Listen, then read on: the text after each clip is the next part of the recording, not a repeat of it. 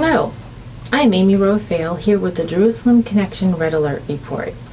Today I want to talk about the company we keep.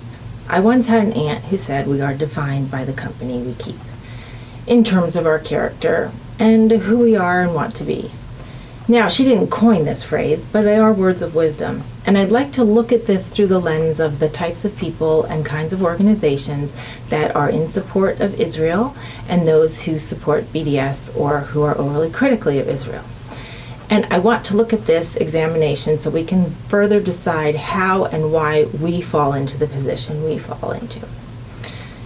Let's first look at the kinds of people that are in support of the nation-state of Israel and publicly proclaim as such. We have practicing Jews, secular humanists, Catholics, Christians, lawyers, doctors, PhDs, news peoples, talented actors and writers and performers, soldiers, and politicians, both Democrat and Republican. An example of this is that in the fall of 2014, 200 Hollywood celebrities signed on to an open letter in support of the State of Israel and her right to defend herself. This list of celebrities probably couldn't agree on much of anything else, and yet they agreed on this particular truth, this particular issue. Members who signed that letter include Roseanne Barr, Sarah Silverman, Arnold Schwarzenegger, Jon Voight and Bill Maher, two men that probably agree on nothing else, Alec Baldwin and Stacey Dash, two performers who would not agree on much else either. And who else is in open support of Israel publicly in the public domain? Alan Dershowitz, Charles Krauthammer, Sean Hannity, Laura Ingraham, Mark Levin, Lady Gaga, Bill Clinton, and in the U.S. political realm we have Elizabeth Warren and Mark Rubio, two folks that in domestic politics probably could not agree on anything else either. So it is important to look at how and why there's this broad group of folks with different political, social, philosophical, theological starting points or no theology, are coming together to discern the particular truth that Israel deserves support and the overcriticism of her is unwarranted and the U.S. must continue to support it. Now let's look at the other side of the coin, the movements behind BDS or anti-Israel actions and ideas, sometimes called anti-Semitism.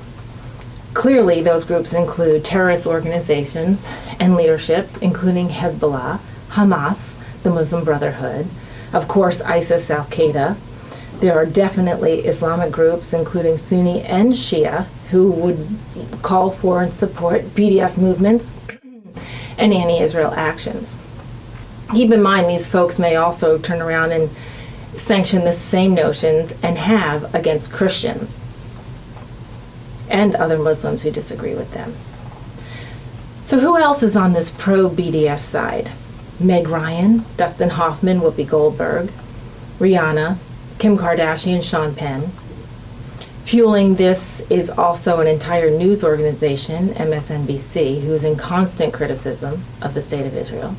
Roger Waters of Pink Floyd, outspoken BDS activist. Of course, the late Senator Robert Byrd, a known racist and KKK Democrat. Arguably, you could even identify members of the Obama administration who would support BDS and anti-Israel sanctions.